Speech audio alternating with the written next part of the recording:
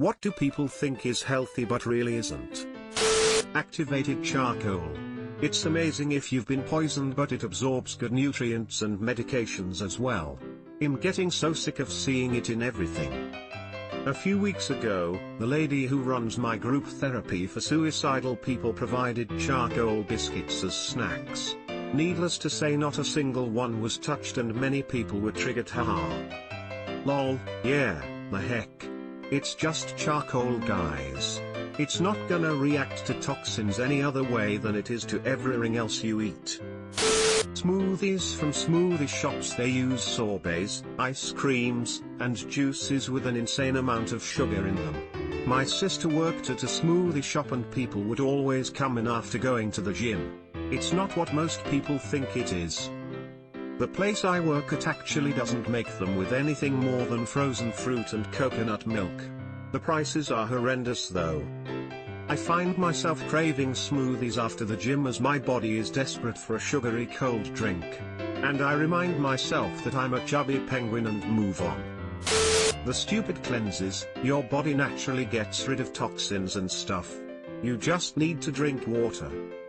If you need to clean anything, it's your liver. Give it 6 weeks without alcohol or drugs, it'll thank you for it. I disagree.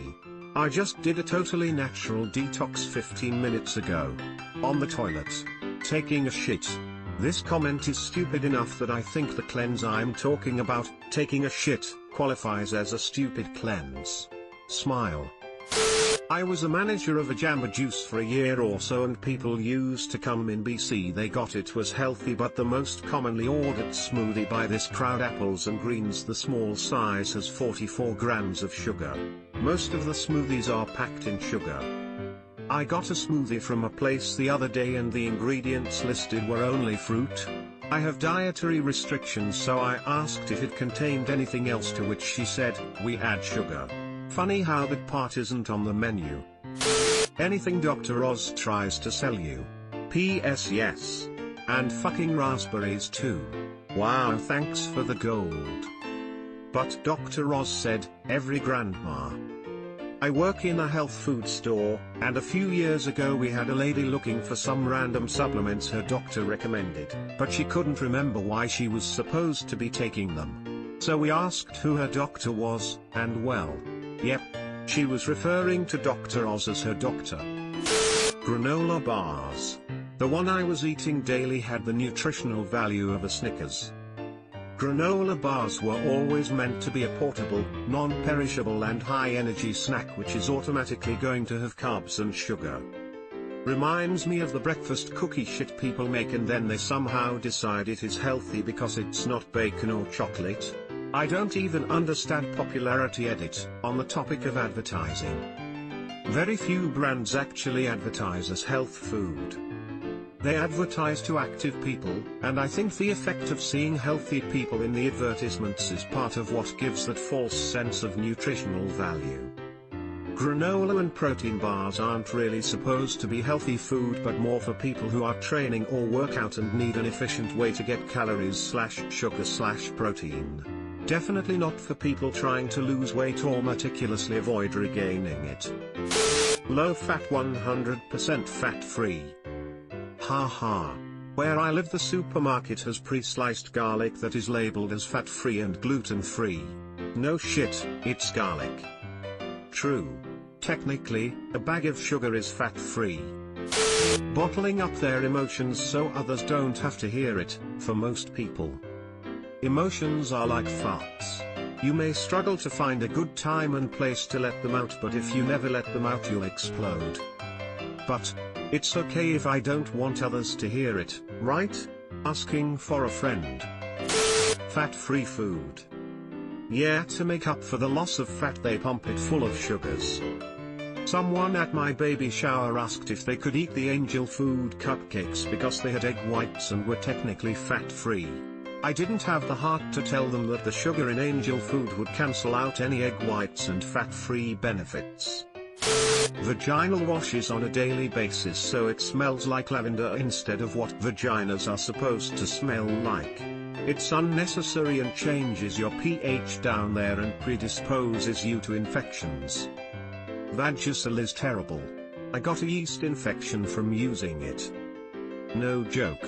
I had a BF that wanted me to smell like strawberries. I wouldn't do it. And he used that as an excuse to break up with me. Not gonna lie, it scarred me for a while and I was super self-conscious. I'm sorry my vagina smells like it should. Derp. Edit, spelling. Getting into a relationship to save/help/fix/mend someone. A lesson that people hopefully learn young. TV and movies show some messed up relationships that seem normal when you are inexperienced at dating. I see the Buffy and Angel relationship very differently as an adult compared to as a teen. Edit, the age/exp gap is a big one, but he also turned evil after they had sex, and then stalked and psychologically tortured her. Try telling someone young and in love that the person is bad news. They won't listen, but after the breakup, they would hopefully learn how to spot an asshole or cheater. Learn this now. She's better off, I'm worse. Those stupid juicing detox programs, your body's liver and kidneys naturally detox your body so long as you drink plenty of water. This whole notion that you are detoxing your body with juice is asinine. There's something about sitting on the toilet for the whole weekend that's really appealing to some people, though. Anything I see promoted by Instagram models as an alternative health thing is immediately distrustful. Getting lemonade or some other juice, rather than soda at a restaurant. Or even having it at home. I started to drink more apple juice than soda at home and I quickly noticed that there's way too much sugar in there.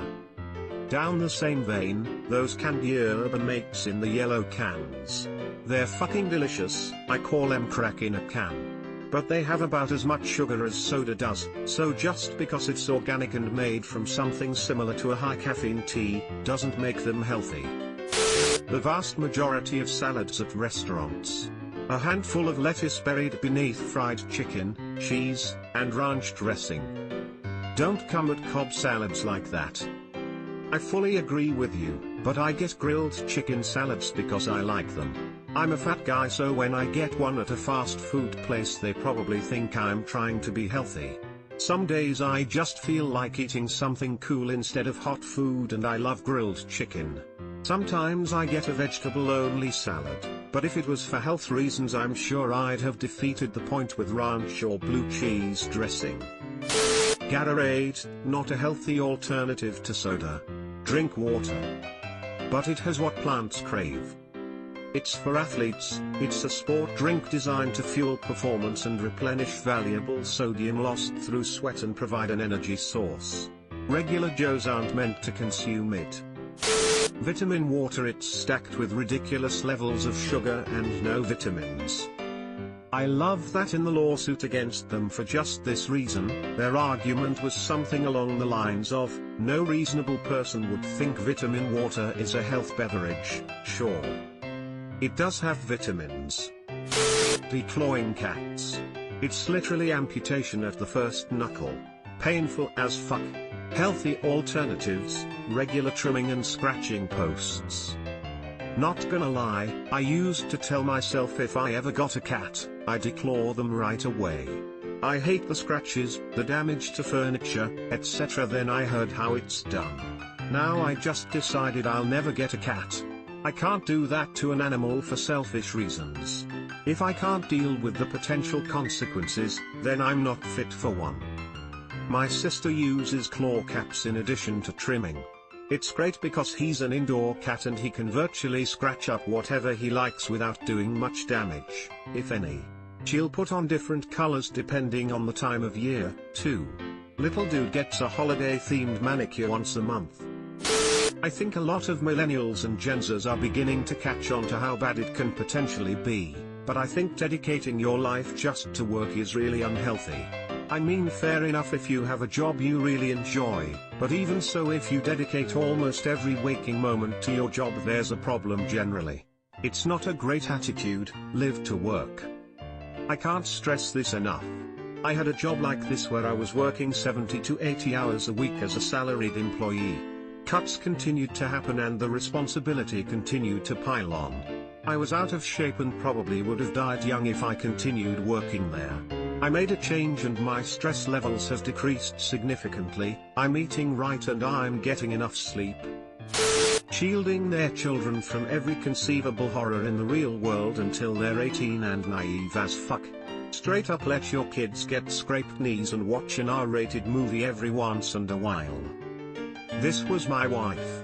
Parents shielded her from everything. Needless to say, she went a lot, crazy when she got to college. Had a friend at school whose mother way overprotected her. She wasn't allowed to watch movies or have technology or social media. She moved out as soon as she was 18, bounced from flat share to flat share, couldn't hold a job well and went binge drinking every chance she got. She ended up pregnant and no one knew who the dad was. So much for private education. Bit sad really. Subscribe for more hot Reddit takes in your inbox, guaranteed.